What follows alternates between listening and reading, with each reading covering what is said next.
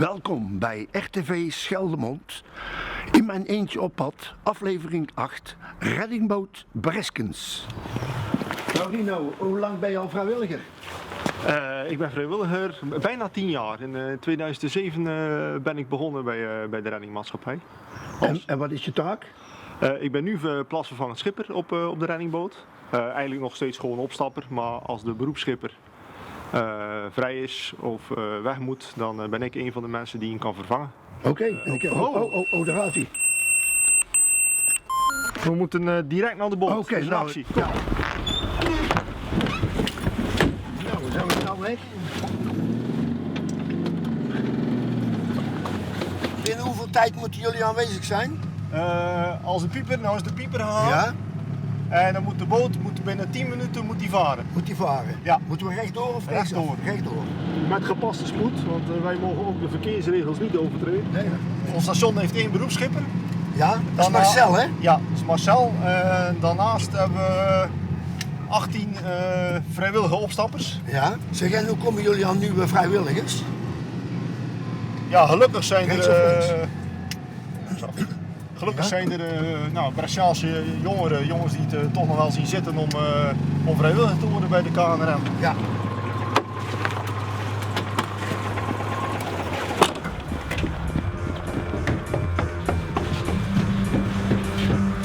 En mannen, Westerman, Slager 12, Boekhouden 24, gereden vlees zingen.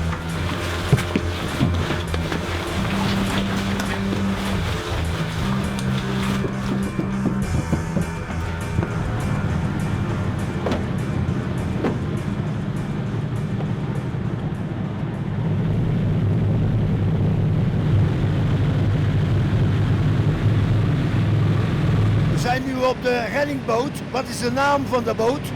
De naam is Zeemanshoop. Dat is van het grootste type van de KNRM. En zo liggen er 10 langs de Nederlandse kust. 10 boten. Er zijn 44 reddingsposten, is het niet? Ja, er zijn op dit moment 45 reddingsstations. Ja. En op 10 van die reddingsstations ligt dus zo'n grote boot. Hoe hard varen we nu ongeveer? We zijn net de haven uit, dus nu Ja. gaan we op volle kracht. Dat is zo'n 33 knopen, is ruim 60 km per uur. 60 km per uur, hou ik me maar goed vast. Ja. Ja, altijd, we zeggen 1 hand voor jezelf, 1 hand voor het schip. Oké. Veiligheid eerst. Ja. En als ik hier nou rondkijk hier in de boot, wat zie ik dan allemaal?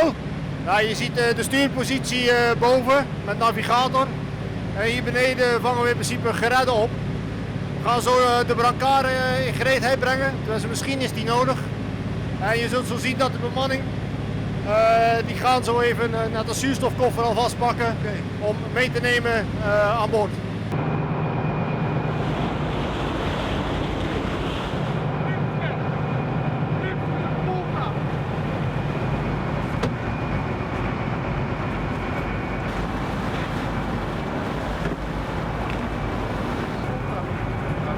En staan die als je weer brood, gaan het elkaar nodig.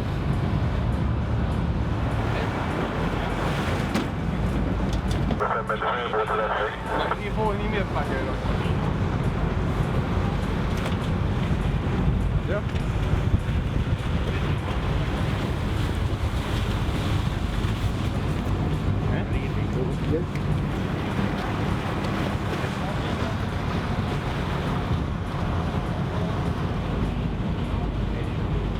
Kom maar vooruit.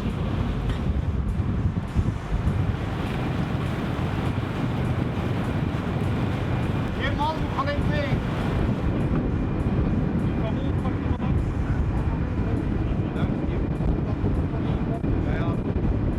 En dan krijg je terug weer binnensteek.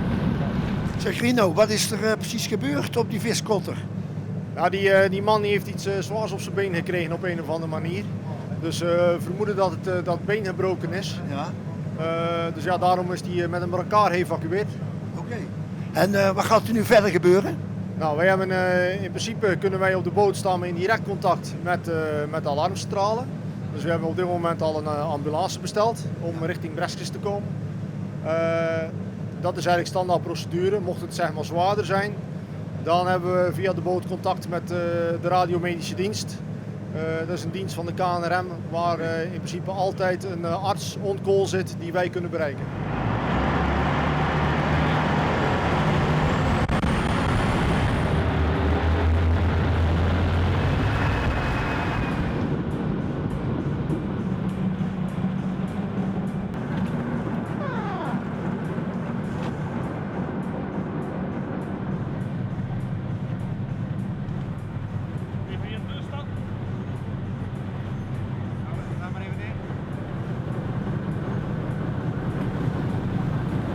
Rino, dit was een oefening.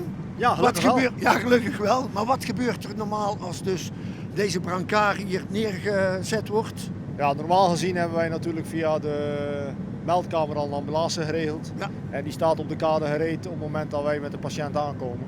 En dan dragen we hem gelijk over aan de ambulance. Ja. Helemaal duidelijk. Marcel, schipper Marcel, wat vond je van de Ja, oefening? het was een geslaagde oefening. Ging allemaal goed. Fijn, mensen hebben het kunnen zien. Hè. En ja, we oefenen zo vaak om, in het echt komt het ook wel eens voor. En dan moet het allemaal goed gaan natuurlijk. En dan zo'n patiënt leveren af aan de ambulance. En ja, goed, dan hebben wij ons werk weer goed gedaan. En hoe vaak varen jullie uit in het echt? In het echt, vorig jaar was dat 47 keer. Ja, het varieert per jaar. Het kan tot 60, 70 keer wezen. Het kan ook een keer 40 keer wezen, dat weten we niet. Ja. Maar we zijn altijd 24/7 paraat. Al onze vrijwilligers hebben een pager. En zodra die piept, dan hebben we gewoon een bemande boot. En dan gaan we iedereen helpen op zee, als dat nodig is. Dankjewel, het was fantastisch. Ja, jullie ook bedankt. Dan zijn we weer terug Ja. naar zo'n prachtige oefening. Hartelijk dank. Ik ga weer mee mijn eentje op pad. Is goed. Oké? Ga ik mijn bak uit doen. Ja. Jan? Jo, tot ziens hè. Bye bye.